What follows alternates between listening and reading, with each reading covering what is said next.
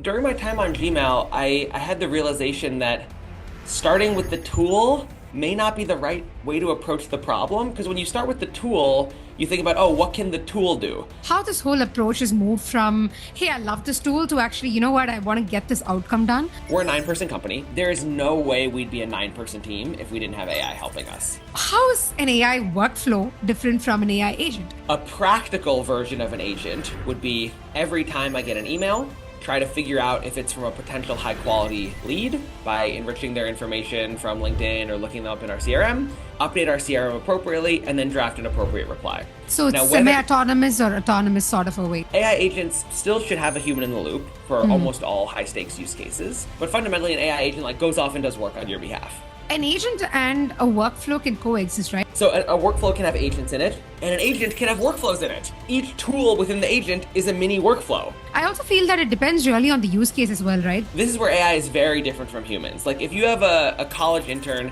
you can kind of guess that they're like college intern level at every task. Whereas an AI model might be PhD level at some tasks and like Exactly. 4-year-old level at other tasks.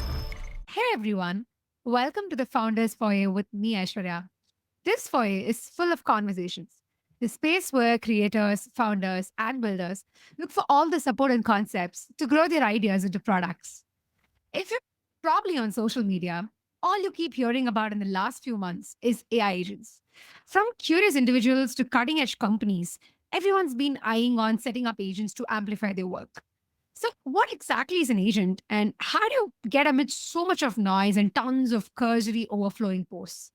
We've got someone to help us with that. Jacob Bank is the founder and CEO of Relay App, a platform building AI agents to automate and transform how we work with digital tools. Previously, he led the product teams for Gmail and Google Calendar after his first startup, Timeful, that was acquired. With a background in AI research from Stanford, Jacob brings deep expertise in productivity and workflow automation. Hey, Jacob, thank you so much for being here. Super excited. Yes, I'm excited too. Thanks so much for the kind intro. And I'm excited to get right into the meat of the topic of like what the heck is an AI agent and what should we care about? Absolutely. Let's get starting over there. From productivity tools, which you did with Google, to actually building an AI agentic platform. What got you into this journey of Relay? So my whole career has been at the intersection of AI and productivity tools. I've always thought, there's such a huge opportunity to use AI tools to help ourselves both avoid the mundane tasks that we don't really enjoy doing, and then also unlock new capabilities we might not have. For example, like yesterday, I gave a talk to a group of Brazilian product managers, and I don't speak Portuguese, but AI was able to live translate everything I was saying, so they can. And like that's amazing. It's so cool Yeah. that what these new capabilities can unlock. And I've always just been a productivity nerd, and so that was the natural domain for me to Okay. work in. And for the first 10 years of my career, I built calendar apps, mail clients, like the kinds of productivity products we're used to using. Much of that time was on Gmail. But during my time on Gmail, I had the realization that starting with the tool may not be the right way to approach the problem. Because when you start with the tool, you think about, oh, what can the tool do? The tool Yeah. can reply to emails. The tool can archive emails. The tool can search for emails. The tool can present action buttons within emails. On Gmail, we found ourselves agonizing over what is the exact spacing of the emails in the thread list, or how exactly does the user reply? And we talked to a real user and they'd be like, yeah, whatever. Replying to emails is fine. My Yeah. real problem is I have too many customers who need support in this one particular issue. I need to connect it between Salesforce and Monday and ClickUp and this other thing. And our answer to that was like, yeah, good luck, use the API. I don't know. You're not. Those are not our products. I'm being a little facetious there, but fundamentally, like we didn't feel like it was in our control to be able to help with that class of broader problems.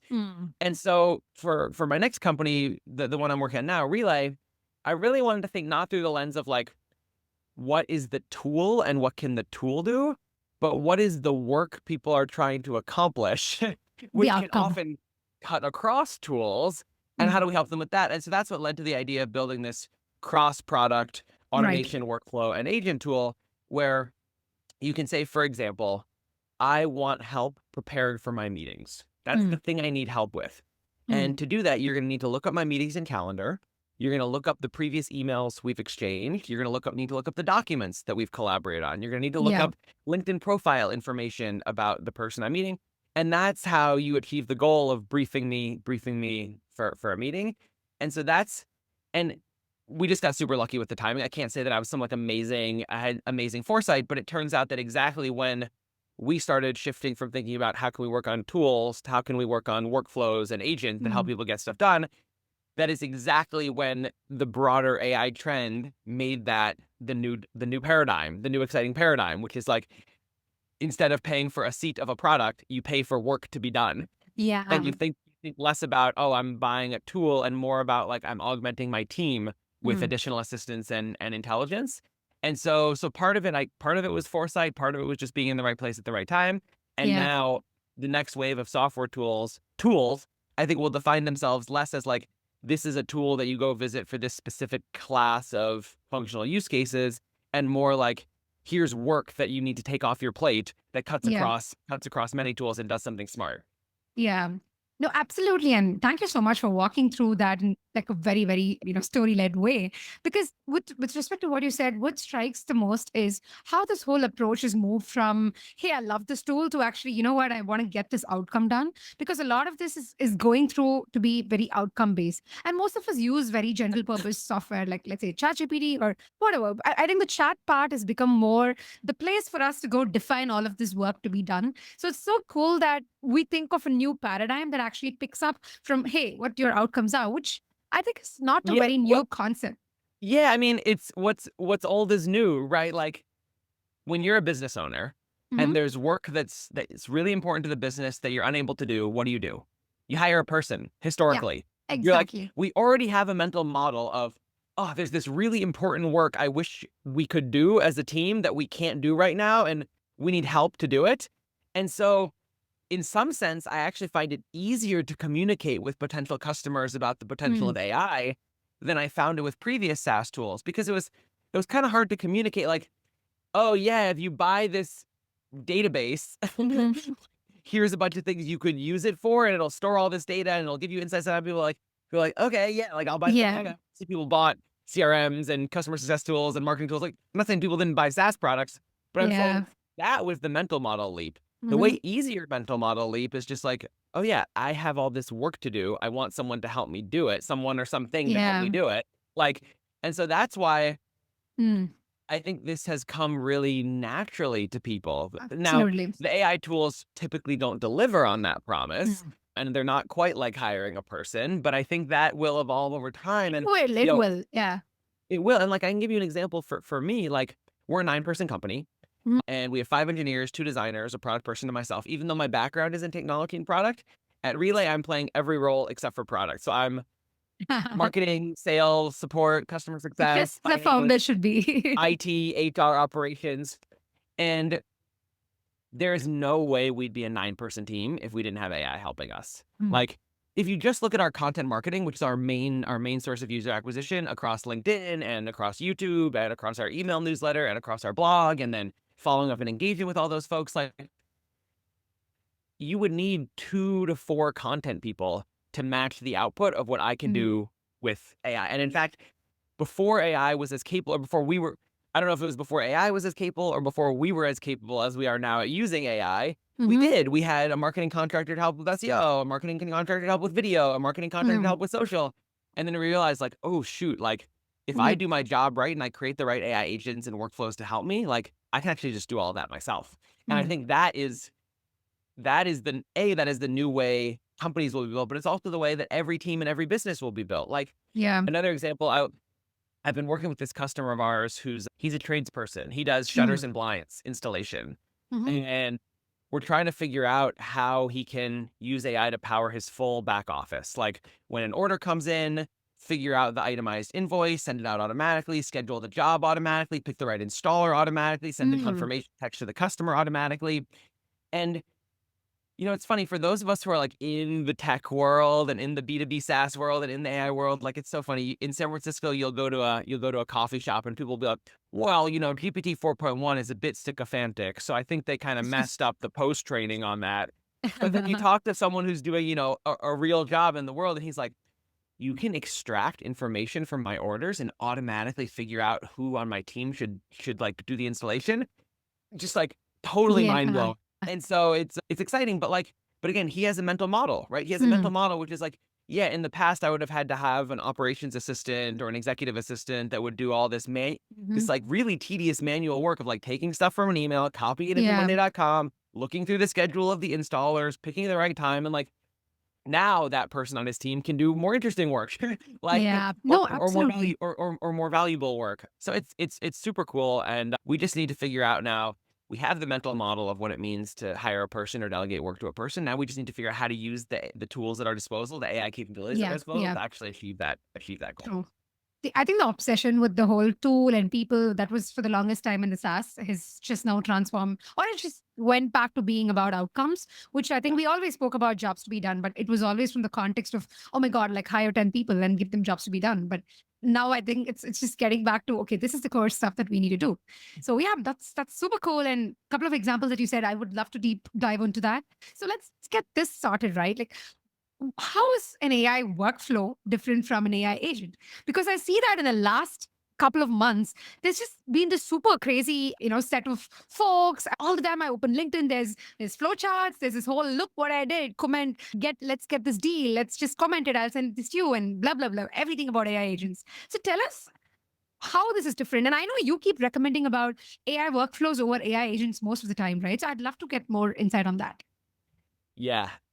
Maybe I'll share what I think of as the practical definition and then also the Yes. technical definition, because I think the practical definition and the technical definition are actually totally different. Mhm. I think the practical definition that people are thinking of when they think of AI agents is this is something that does work for me automatically behind the scenes. Mm. And there's an implicit contrast there with a copilot or a chatbot. And Mm. so I recommend, everyone should have at least 2 tools in their AI arsenal. You should use a chatbot like ChatGPT or Claude, pick your favorite. Yeah. And those chatbots are very good for one-off use cases like, hey, I'm preparing for this conversation. They're good for interactive sessions where I kind of need to go back and forth with the chatbot as my thought partner to create Mhm. some output. And they're good for, text inputs and outputs. Sometimes you can generate images and pass in images, but like fundamentally, because the interface is text, to get anything out, you need to like copy and paste it to somewhere as Yeah. text. Yeah. So everyone should have a chatbot in their arsenal, but everyone should also have a workflow and an agent tool in their Mm. arsenal. Mm. Because what a workflow or an agent can do is you don't need to be sitting at the computer typing chat messages to it. It will automatically do work for you behind the scenes.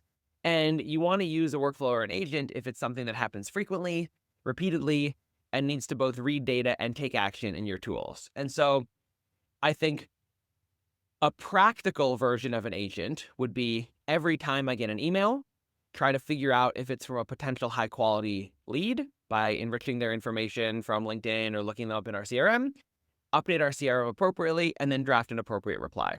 Mm. That, practically speaking, I think people think of that as an agent as Mhm. opposed to a chatbot or a copilot. We've all used chatbots, we've all used ChatGPT, Yeah. we've all used copilots like Cursor, and something that works totally automatically behind the scenes feels conceptually different than those two.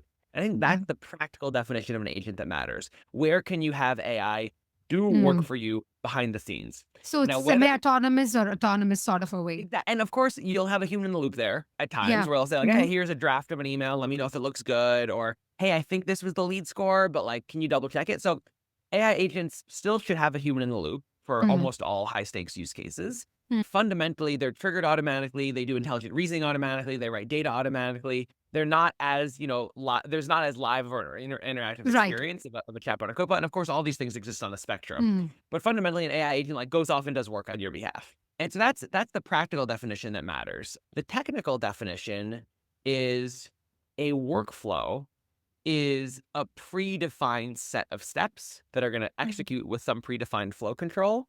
And there may be AI reasoning within them. So for example, that agent I mentioned to you, that's a workflow.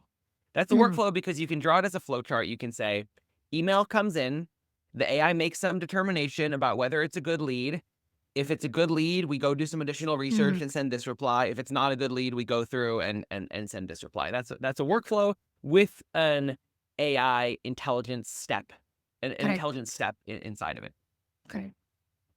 An agent, on the other hand, instead of specifying here is the exact flow control, Mm. you give the agent a goal, Mhm. a set of tools, and it figures out the flow control. It Correct. draws the flow chart dynamically as it goes. So you'd basically say like, hey, AI agent, you're my email reply bot. Here are the capabilities that you have.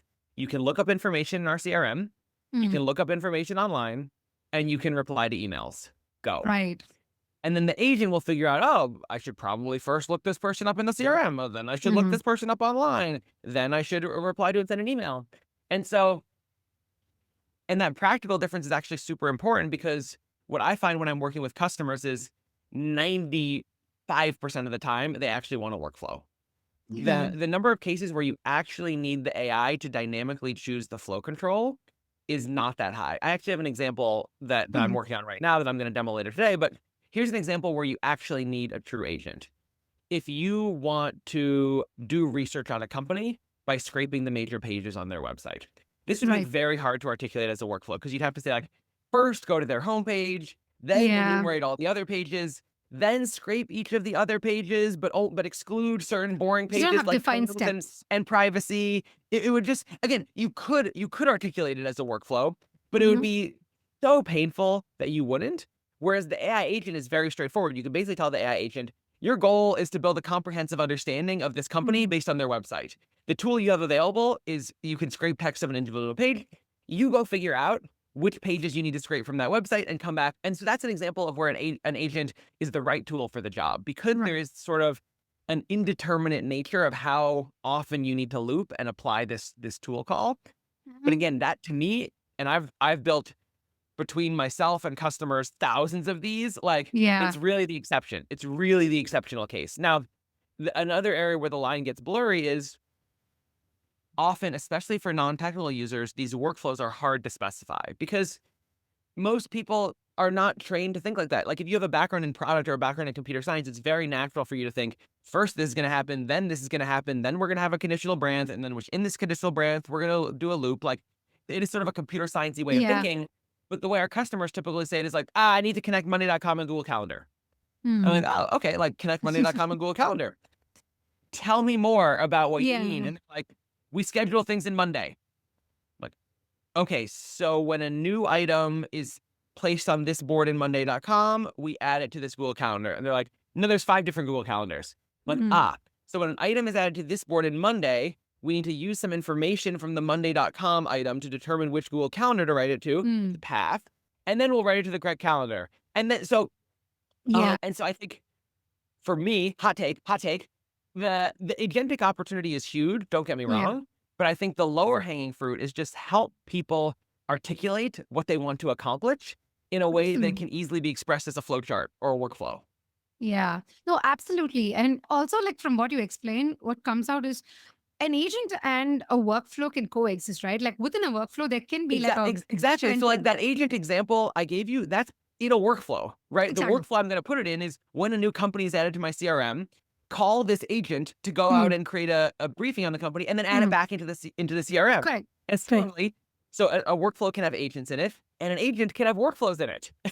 Because the agent, each tool within the agent is a mini workflow, where a tool call that the agent makes is like, go do this, then go do this, then go do this. And so and that's why I think the technical definition between them is not that important. The line between them in practice is very blurry. The thing that people need to think about is, what can AI do for me automatically behind the scenes, interacting with my tools without me having to like type to it all the time? Right. And not keep coming back to it multiple times, right? Like, for example, like when you set it up, you just know it works. Yeah, exactly. And again, there may be a human in the loop, like at various points. Like in the case of this, like, Monday.com to Google Calendar example, what if the information in Monday that determines which calendar it should be placed on is not available? Well, then you need a human in the loop, because you need to say, like, hey, we got this new thing in Monday.com. I don't know which calendar to put it on because I'm missing your AI classify step. They're like, hey, I don't have enough information to classify this into which calendar. Can you decide? And that's where you bring in the human in the loop. And so there still is human interactivity, but it's very different from like, I am chatting live with ChatGPT. Right. Because you brought this human in the loop quotient, right? I'd love to know your take on, let's say there's chatbot, there's workflow, there's AI agents. And then there's this whole thinking around, hey, if AI can think for me, what is really the human part there? Like, how does the whole critical thinking with respect to AI knowledge can be combined together? Is that something that you're also thinking about when you're building an agentic platform? Yeah, there's a couple dimensions that I think are interesting based on your question. Hmm. One dimension is when you're building a workflow or an agent, how should you instruct it to keep you in the loop? Or where does the human add unique value? And the way I would think about that is how high stakes is the use case Right. and how good is the AI at doing the thing? Mm. So if it's a low stakes use case and the AI is very good, don't have a human in the loop. Like Mm. if it's a use case where it's like, take the transcripts of my meetings and summarize them and send them over Slack, who cares if Yeah, the super low summary is a little stakes. bit wrong? It's a low stakes use case, and AI, it turns out, is really, really good at it. So like you don't need a human in the loop. If it's a high stakes use case that AI Mm. is not so good at, so for example, AI is not that good at writing follow-up emails in my voice. Man, I've tried to train it. I've tried to give it hundreds of examples. I've tried to work on my prompt, and it just Yeah. doesn't sound like me. And I can't put my finger on why. If I could, I would make the prompt better, but it just doesn't sound like me. And if I'm sending a follow-up email Mm. after an important sales call, that's like a Mm. really high stakes interaction. So that's an Absolutely. example where it's a high stakes interaction and the AI is not that good at it. So I definitely need to review and edit that email before Mm. before it goes out. And so more generally, what value do I think I add in most of my workflows? Like often I have the initial idea. Mm. Often I have additional context that the AI Mm. couldn't possibly know. Like, oh, how could the AI possibly know that this is my personal friend from high school? Like, Yeah. there's no way the AI could possibly know that. And also, I have like a voice and a tone and an EQ Mm. that will be hard for the AI to mimic. And so that's where I typically like want to inject myself in the process. I'm not Mm. better at analyzing data. I'm not better at updating spreadsheets. You know, those are the things I can let the AI do. Yeah. The kind of interesting corollary to that is like, what are jobs going to look like in the future? Mhm. And you know, what what skill sets will we need? And I think the most important skill set, like if you were to develop one skill set that's going to be future proof, the most important skill set is to be able to structure and articulate what you Absolutely. want to achieve. Um, Absolutely. because you're no longer going to have to be an expert at writing a PRD or an expert at writing a LinkedIn post or an expert at analyzing a spreadsheet. You will have AI assistants that are better than you at all of those things. But Yeah. you will still need to communicate very Mm. clearly in a structured way, what do you want the AI to do for you? And so Yeah. that's where, it's funny, that's where I draw a distinction between coding and computer science. Like when people think coding, they're like, oh, I'm just going to hack on the JavaScript until the website looks the way I want. When I think computer science more than anything is a way of thinking. It's a structured approach to problem Yeah. solving where you think like, what are the inputs? What are the outputs? What is the algorithm that I need to use to solve this problem? What data do I need to have available? What Mm. structure do I want to put that data in so that I can retrieve it, efficiently in the way that I need to? And so I think computer science thinking is going to be more important than ever, even if Yeah. Cursor is writing all of our code. Oh, absolutely. I can, say with 100% confidence. And I think you call it computer science. In my language, I keep calling it as systems design thinking because Yeah, ideally you need that kind of putting things in systems. You need to really get it down to getting it one step after the other. And for me, like working day in, day out with Cursor, I see how much specific it gets only when you're able to articulate it better. And like, exactly. And that's why I think, one of the best majors for college students is philosophy right now. oh, Because absolutely. philosophy really teaches, especially like the logical component, like the philosophical logic component of the field, like it really teaches you how to think in a crisp, Mm. orderly, and structured fashion where all of your assumptions are laid out, all of the steps that you want to take are laid out, all of your preconditions and postconditions are laid out. Like, and that's what it takes to like be a really good prompter, basically. Like Yeah. you're basically like writing philosophical logic. Yeah, no, this is super cool because I think philosophy, the psychology part of things have always been considered a very non-tech, a very touchy-feely kind of a concept, but always like kept outside of tech. It was always considered, oh, that's part of liberal thinking. But I guess where we are right now is there's so much amalgamation between different concepts. And to your point, the other day I saw a bunch of roles from OpenAI, and they were hiring. And a couple of the roles did mention, oh, we want somebody from a psychology major, or we want folks who've worked with this. Yeah. And this was model behavior, right? So obviously to work and train these models and also like get to be very hands-on with these models, I guess like it comes back to that liberal thinking and combining that with tech. Yeah, and another thing that's valuable is, if you've managed people or learned how to manage people, you may in the future not have as big of a team of people, But the Mm. same techniques when you're working with your AI agents apply. Like I remember when I first went through management training at Google, one of the concepts that there were a bunch of things in the management training that didn't resonate with me, but one of the concepts that did resonate with me was this idea of levels of delegation. If you've read Oh. High Output Management by Andy Grove, you've probably heard of task relevant maturity, which Mhm. is for a given employee, like how much maturity and experience they have with a particular class of task. And so depending on someone's task relevant maturity, there are different levels of delegation. So level 1 of delegation is I will tell you what needs to be done. I will tell you exactly what to do, and I will tell you exactly every single step along the way Mm. to achieve it. That's the lowest level of delegation that you use with kind of the most junior, inexperienced employee. And then level 10 delegation is identify problems and solve them. Yeah. And then, of course, there's everything in between where like level 4 delegation might be like, I'm going to give you the problem. You tell me the plan. I'll quickly double check the plan with you, and then you go execute it. Execute on it yourself. And so when you're building AI agents, you should think about the same. Like probably you're going to need to start with level 1 delegation. Like this problem I Mm. mentioned of telling an AI agent to go scrape a website, like I had to be very explicit. I was like, Yeah. you are trying to put together a research report that looks like this from this website. Here's Mm. what you need to do. Go to the homepage, scrape the homepage. Go to the Mm. sitemap, scrape the sitemap. From the sitemap, try to identify the pages that you think are most likely to be substantial, like the pricing page and the about page and the company page or the careers page. Go scrape just those pages. You're probably only going to need to scrape 5 or 10 pages to get a comprehensive understanding of the company. Once you've scraped all of those most important pages, come back and write the report in this format. Like that is very detailed. And as Yeah. agents get better, I may be able to just say like, hey, I want a report that looks like this. Go to the company's website Yeah. and do what you need to do to get a report that looks like this. And Yeah. the models will get there, and we can delegate to them at a higher and higher level over time. Yeah. And I think it's also like when you put this out this way, I also feel that it depends really on the use case as well, right? The fact that models are Totally. also at different degrees, and what you really want to do also determines if you want to start at a level 1 or a level 5 or a level 10. Of course, the level 10 is not where we are right now. I think that's such an important point that you make. I heard this described once as I think I was listening to the Cursor founder on Lenny's podcast. And I think he was describing, or maybe the Devon founder. I know they're kind of competitors. Just quote, but it was something about spiky intelligence, or that was kind of the spirit of it. Where it's Right. like this is where AI is very different from humans. Like if you have a college intern, you can kind of guess that they're like college intern level at every task. Whereas an AI model might be PhD level at some tasks and like Exactly. 4-year-old level at other tasks. Like, Exactly. the classic strawberry, how many R's in strawberry? Yeah. A 4-year-old could do that. Within AI can also like prove complex theorems.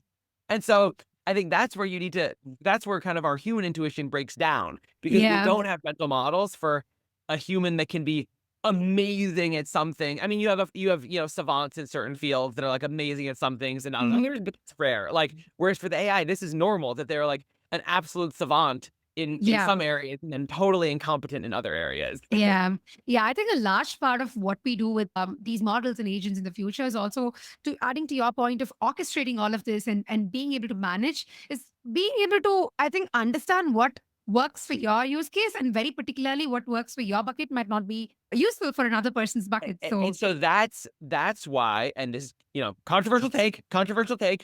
This is why I am a believer in horizontal flexible tools in general, or Right. vertical specific tools, because yes, you could go buy an off the shelf meeting briefing tool, but it's not going to be what you want, because everyone wants meeting briefings that are a little different. Some people want more of an emphasis on the previous emails we've exchanged. Some people want more of information based on what's in our CRM.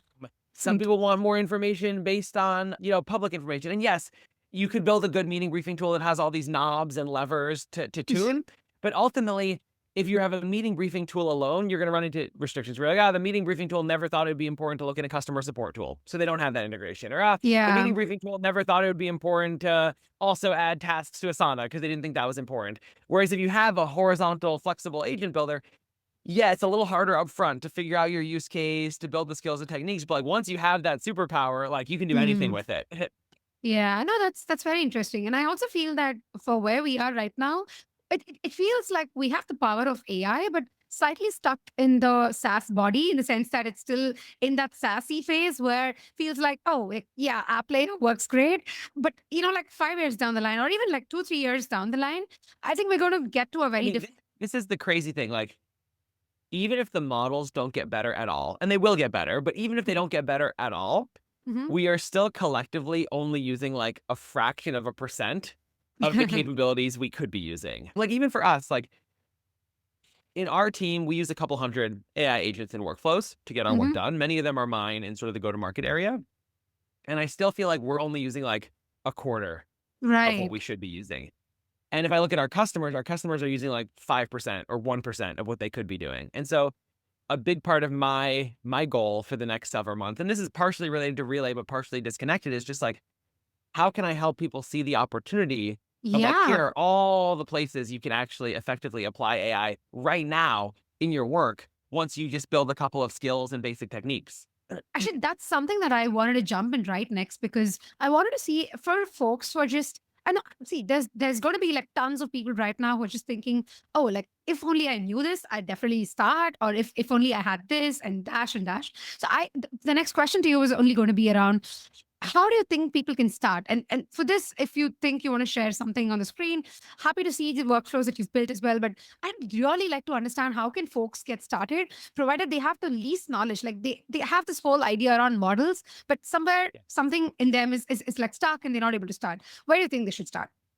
Yeah, maybe I'll talk through it first, and then I can screen share if necessary. Yes. The first place people should start is an idea generation exercise. And Mm-hmm. here's the idea generation exercise I like. You take what is AI good at, and you multiply it by your responsibilities. And so, what is AI good at? AI is good at extraction, summarization, classification, synthesis, research, analysis, grading, coaching, whatever. AI has I can send you the slide with the 9 things that I think AI is good at. Good. And then you think about your responsibilities. And so, I'll give you one very specific example. One of my responsibilities is creating high quality content on LinkedIn. Mm. And you're like, okay, if I look at what AI is good at, and I looked at I want to create high quality content on LinkedIn, well, there's 3 or 4 content creation use cases that it can do for me automatically. It can automatically draft posts based on our YouTube videos. It can automatically draft posts based on our new templates. It can automatically draft posts when we have a webinar upcoming. It can automatically synthesize multiple customer interviews and draft a post based on that.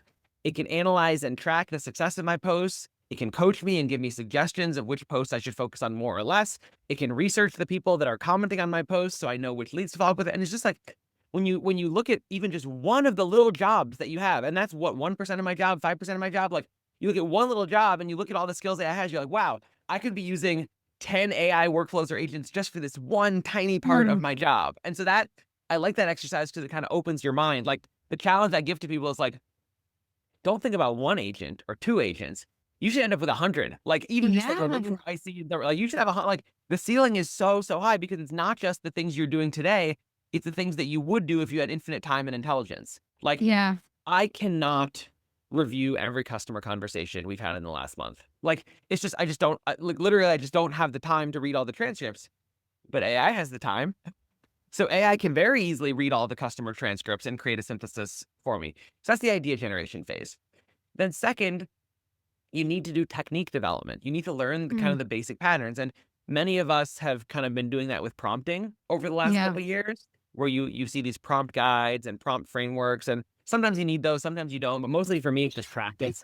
I have maybe I'd like to know a hot take there. Do you think prompting is actually like a skill? Because there's like 2 schools of thought, right? One is definitely like, oh, this is not a skill rather, but it's something you get good with your natural language. And there's another school that actually publishes this whole, oh, for this use this prompt and go as deeper. What side do you take? Or do you I generally think the templates are kind of overrated. right? But Thank I God. definitely think it's a skill, right? The skill is how do you clearly articulate what you want the AI to do, give it the right preconditions, give it the right post conditions, give it the right examples, and give it the right instructions. So I think Right. there is a skill there. And yes, if structured thinking is not something that you have a background in, then some of the templates can be helpful. But I don't think the templates are necessary. I think practice is necessary. Yeah. Because you also have to feel out for yourself what AI is good at and what it's not good at. Yeah. Yeah. And so then you'll find that there are some basic techniques and patterns in workflows and agents. So here's a very common pattern. Every day, week, month, look up some information ask AI to analyze it, and send it to me. I can give you 5 examples of this right now. Oh, yeah. Every day, look up all of the open support issues that have come in the last day and send me a summary of what our current support status is. Every day, look at all of the customer calls that we had and come up with one idea of a LinkedIn post I should create based on those customer calls. Every week, look at all the user calls we did and summarize who are the top competitors that are being mentioned in those calls with any reasons of why people like the competitors or not. Every week, look at all the posts that our competitors' founders have made on LinkedIn and give me a synthesis and summary of like what they care about or what they're launching. Every month, go to the competitor's website and check their pricing and give me a summary of what changed. So you see this pattern where it's like every certain period, go out into the world and fetch some information, whether it's from my internal corpus of data or from an external corpus, do some analysis, synthesis, coaching, and research based on that, and then give me something actionable as a result. Like that pattern alone, I mean, that was 5 right there. Like that one simple pattern alone, everyone, every founder, every product person should be able to think of, dozens of use cases that use that pattern. Another pattern, super common. An event is upcoming. I need to do something before that event. A meeting is upcoming. I need to prepare for it. A customer renewal date is upcoming. I need to check in on their product usage. A speaking engagement that I've been offered is upcoming. I need to prepare my slides. Right. That's another kind of pattern where it's like or it's been 4 days since I sent that email and I haven't heard back yet. Better do something about it. Yeah. That's another pattern. We're like, oh, some time-based milestone is upcoming. Something is upcoming. I need to prepare for it or do something for it. Another super common pattern is something happens in the outside world. A new YouTube video is published. A new blog post is published. A new news article is published. Something lands on an RSS feed. Okay, something happens in the outside world and now I need to react to it. Oh, like let's say you're doing high-touch enterprise sales and account-based marketing where you have like 10 whales that you're trying to find. You better be setting up a Google alert on those whales so you can see when they're mentioned in the news. And then you better have an AI workflow that says, based on this news report that mentions Nestle, is that at all relevant to our relationship with Nestle or the thing we're trying to sell them? If so, draft a relevant email. And so once you kind of learn these patterns and these techniques, you'll just see places to apply them pop up over and over again. And so what I want to do is I want to give people example use cases because that's often the way that you make these techniques concrete.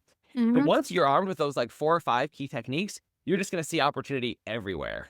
Yeah. And the best part of what you just said is, I think even if not for setting up agents in the first place, these are like great starting points to think about because whether it's the idea brainstorm or literally like looking which kind of an event do I want to set a pattern for, it just comes up, like you said, with tens and hundreds of cases with just your particular startup or your product even. And the fact that some of them could be gone into AI, but at the same time, the fact that all of these are, first of all, even thought about because we don't take time to even reflect on some of these things, right? So I feel like even putting it out on a paper or putting it out on as a list itself has its benefits. And then comes the whole AI into picture. Yeah, exactly. And so that's why the process I recommend is first, just spend everyone can make half an hour or an hour. Just spend half an hour generating ideas. You will be surprised by how many ideas you can generate. Then, practice a bit with these common techniques, implement your first 3 or 4, and then you'll be off to the races. Yeah, definitely like the kickstart energy that we would want to see. And of course, yeah, but I can see why it's tough to get started because you're like, what tool do I use? What use case do I start with? I talk to some people like, I don't have any ideas for AI agents. And to me, like, given how many that I've seen and how many different examples I can pattern match to me, the fact that you don't have an idea seems crazy, but like, I get it, right? Like, because I've been working in this space, so it's familiar to me. Yeah. And in fact, touching upon that, what's been the most common or the most asked for from the community that you've noticed? Like what kind of an agent typically gets built for massively? It's very broad. It's very horizontal. I would say that's good to know. The most common patterns that I've seen, and this could just be like a bias of our audience, is a lot of people want help with marketing and then the customer interactions that come after marketing. How do I create content? How do I capture leads? How do I enrich leads? How do I communicate with them? How do I move them through the pipeline? How do I research them? That kind of stuff. Yeah. And there's a lot of these internal operational use cases like invoice comes in, parse the information, add it to my accounting software, or new client job comes in, look at my staff and see who's available, schedule someone, send a confirmation. And so there are definitely spikes in like go to Right. market type use cases. There's definitely spikes in operations, but there are use cases that I never even would have thought of. Thought of. Yeah. I don't know every business and what they need to do. Like, but again, they all do break down into these patterns. So for example, pattern thing happens in the outside world. I need to do something intelligent with it. Here's Mm, a use case I haven't thought of at all. Suppose you're a real estate agent mm, and you have a list of like 50 clients that are kind of passively looking for homes and you're kind of right. helping them. Right. And there's this service in the US called MLS, something listing services. And basically it publishes when a new property hits the market in a given location. Right. And so every real estate agent should be setting up an AI agent that is automatically triggered when a new MLS listing comes up. Mm, It does some intelligent analysis on the dimensions of that listing. How big is the house, bedrooms, bathroom, neighborhood?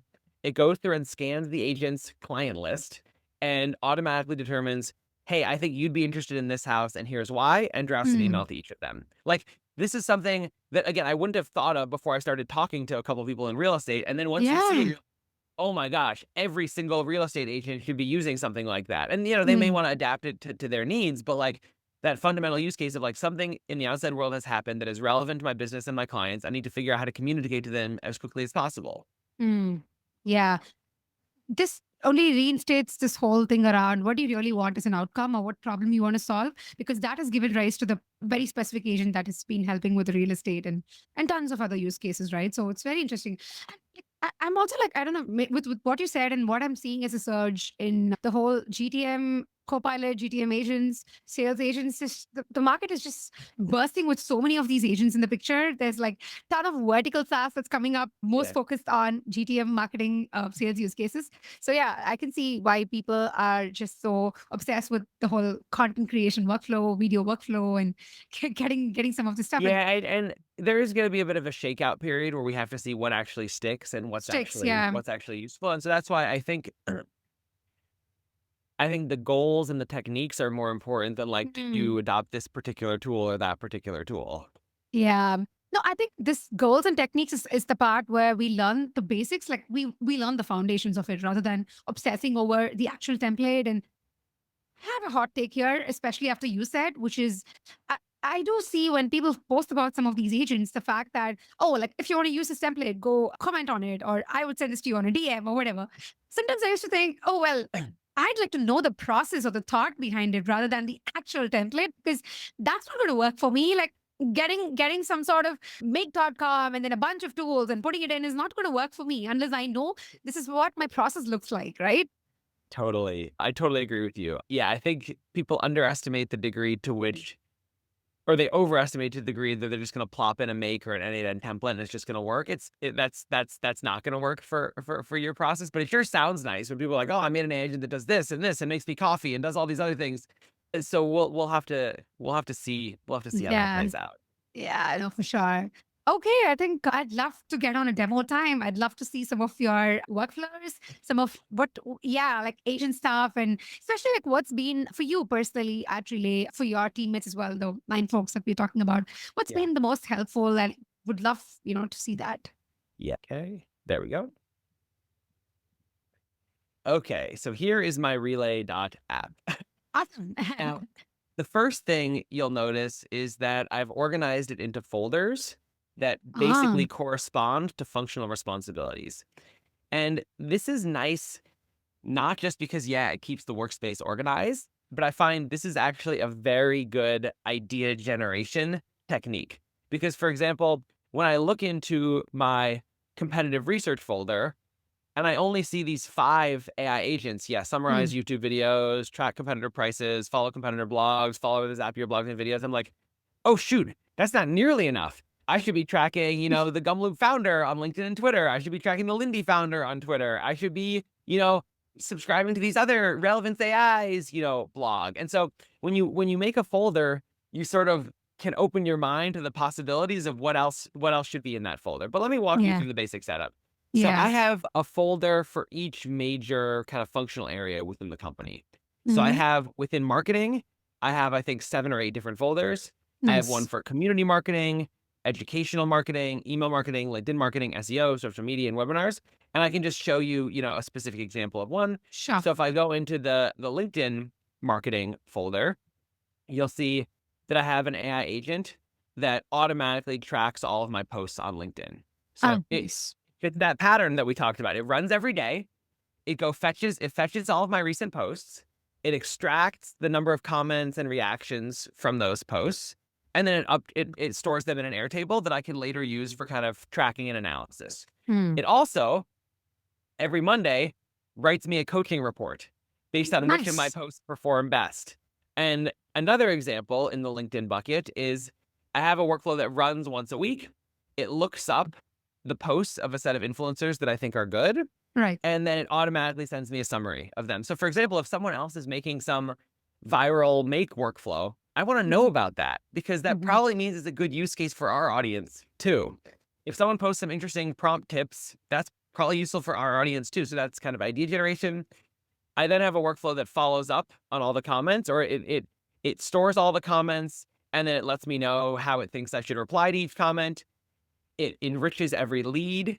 Every person who has ever commented on one of my LinkedIn posts, I consider a lead. So it enriches Nice. them automatically with some lightweight, kind of scoring and analysis.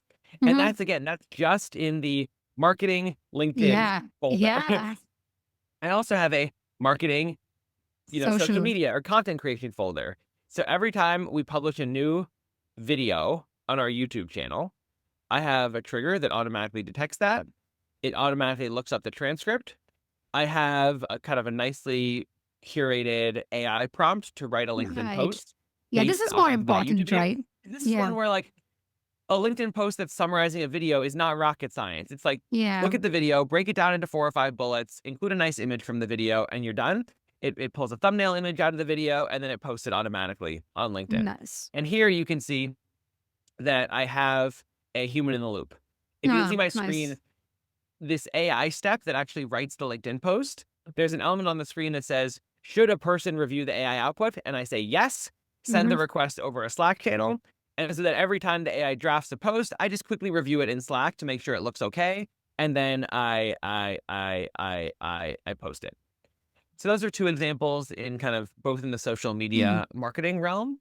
Another one that I think is pretty interesting is in customer research. And again, I'm looking at this folder. I'm like, oh man, I only have one thing in this folder, daily insights from customer calls. Like I should be doing way more on customer Yeah. research here. But I click into daily insights from customer calls, and this is one of my favorite ones. I meet with probably 10 customers a day, 5 to 10 customers a day, depending on my schedule. So every weekday at the end of the day, it Mhm. finds the meeting notes from, in my case, from my Gmail, but you could find them from whatever corpus you Yeah, started whatever meeting call it. notes in. Yeah. Yeah. It automatically creates a synthesized report, and then it sends it to me over our customer insights channel in Slack. So let me show you Nice. live our Yeah. customer insights channel, and I'll show you one of these reports that was generated from yesterday. So here's a meeting from yesterday. It shows that Right. these are the 5 customers I met with. Here Mhm. are their roles and the type of companies that they're at. Here are their key use cases: content management, meeting management, marketing and sales, knowledge management. Here's what customers like about our tool. It's easy to Lovely. use for non-technical users. It gives you flexibility in AI. It gives you human loop control. That's kind of nice because this maps to our marketing language, not accidentally. Like we generate our marketing language based on what users are actually Yeah. saying. Yeah. They had some That's pain smart. points, like we didn't have all the integrations they needed. They found it kind of complex to handle errors. They were concerned about vendor lock-in. It tells me all the other tools that were mentioned. So again, this Right. could be used over time, create a larger digest. And so that's an example where, again, it's a very simple pattern. Every day, Yeah. look at my customer calls, have an AI step to generate a report. But that thing is so useful. And I bet you it's not something people are doing right now because the amount of time and discipline it takes to painstakingly review every single customer call, pull out all the key quotes, Yeah. synthesize them, and it's like no one's. And that's why I think like if you're only thinking of AI as a way to reduce friction for things that you already do, it's way too limited. The way bigger Mhm. opportunity is like, what are things that you wish you had time to do or wish you had the capability to do, but don't? Like, that's an example of something I wish I had the time to do, but Mm. but it's just totally unrealistic that I would be able to spend, after I've spent a whole day in meetings, to spend the whole, same amount of time after the day analyzing them. But an AI can just do that for me in 30 seconds. Yeah. And the fact that that gives rise to more possibilities than what is already, hindering you. Because when you think about, again, getting back to the tool concept, right? When you start thinking around what the tool provides and what you want the tool to make, I'm just like juxtaposing that with this. If you just keep thinking, what do I do that can be replaced by AI? I guess that's going to sound more limiting. So yeah. Yeah, yeah. And that's where we get into like is AI just going to do our exact jobs and replace us? And I think no, because I think AI will do things that we didn't even think of as part of our jobs because they were Yeah. never possible before. But yeah, Yeah. it's certainly going to change our jobs. Yeah. Massively going to change our jobs. Yeah, no, I totally side with that. And I think it's a positive thing too, right? Like looking at it more from the lens of I'm an how it optimist. augments. I'm an optimist, so I see the Yeah. positive in it. Yeah. And I see every person empowered to achieve way, way more with way less Very stress. augmenting. Of course, any big societal change has negative consequences too. Like I'm not going to claim that it's going to be all rosy the whole way, but I choose to look at the positives, and I hope that we can amplify the positives and mitigate the negatives. Yes, like classically, yes. I Yeah. agree with that. Okay, yeah. Two last questions to part with. One, definitely just getting a little deeper with what you showed on screen. I think those are great examples. Where I wanted to pinpoint was all those system prompts that we're talking about, and connecting it back with the whole, hey, you should know how to articulate. So for you, like for me, that looked like the main part of how some of these agents function, right? So do you have anything particular to add to that part? Where did you have to spend more time actually sitting and determining it, or how was that set up for you while you made that workflow or that agent run? Yeah, so I think once you have the basic structure, you do need to do a little bit of prompt engineering. And for me, it's just iteration until I get something useful. So Right. I start with a one sentence prompt that's just like, hey, please write a summary of the insights from these customer calls. And I see what it does. And I'm like, no, I actually want you to focus on, I want it to be a little more structured. I want to have Right. profiles of the customers I met with. I want to have the things they liked, the things they didn't like. Hmm. And so that prompt ended up being 5 bullets instead Mm. of 1 bullet. And then there are other prompts like for content creation experiences, I always give examples. Like, Nice. I say, I want you to write a LinkedIn post that looks like this. Here are 3 examples of LinkedIn posts I've written previously. Like, Right. try to match the tone and style of those. And without Right. examples, I find that the content creation just creates AI slop. I know. Yeah. Yeah. No, I totally get it. And I've tried it in the past and I've seen the same slop. So completely agree. Yeah. No, I guess the place where I was getting at and which you rightly summarized was also the playing around with it, spending time and really fine tuning These it are the way not, that, yeah, maybe the most important thing to communicate is these are not set it and forget it. Just like yeah. an intern that you hire is not set it and forget it. You constantly need to give them feedback, coaching, as their skills develop, as they encounter new situations. And you should think of your AI agents and workflows in the same way. Like they will encounter new situations that you hadn't previously considered, and you're going to need to help them figure out how to deal with those. Yeah. Like a little bit of babysitting in a good way. But yeah. Yeah, exactly. It's like, it's coaching. It's coaching. I like coaching being a better term than babysitting, but And they have definitely. different connotations. No, absolutely. Cool. So that's the last question that I'm going to like put it over to you to just get your thought on, which is I had this crazy thought that we've always been measured so far from the angle of productivity. I think from the last decade or so, there's always a measurement of a person or a work by means of how productive it is. So in the future, are we going to be measured based on the outcomes of our own agents? What's the craziest thing that you think would happen? I don't know. Measuring productivity is something I've spent like at least a decade on, and it's so hard. It's I so know, right? what does it mean to be productive? What does it mean to save time? Like, yeah, like eventually you can see these like really disconnected outcome metrics, like did the business grow or did GDP Yeah. grow? But I think what I always defer to is there's this technique in psychology called experience sampling, where you Mm-hmm. basically just ask people at random intervals throughout the day how happy they are. And that's the Ah. best technique I found for measuring productivity as well. You just ask people during the day at random times, like, how Mhm. productive do you feel about what you've achieved? And they'll give you a pretty good answer. And so I know that's not super satisfying, but my goal right Yeah. now is that every single person at the end of every day feels like, wow, I had such a productive, effective day, and probably because AI played some role in helping them. Yeah, I do feel that almost every other day, and I keep thanking these models It's for. I just think like it's one of the most satisfying feelings. Like there's other ones great, like when see your kid, hit a home run or whatever. That's awesome too. But like having a satisfying and productive workday is a pretty good feeling. Yeah. And right, and to your point, yes, I think we're still all exploring this notion of agents, human in the loop, and how all of this coexists with each other.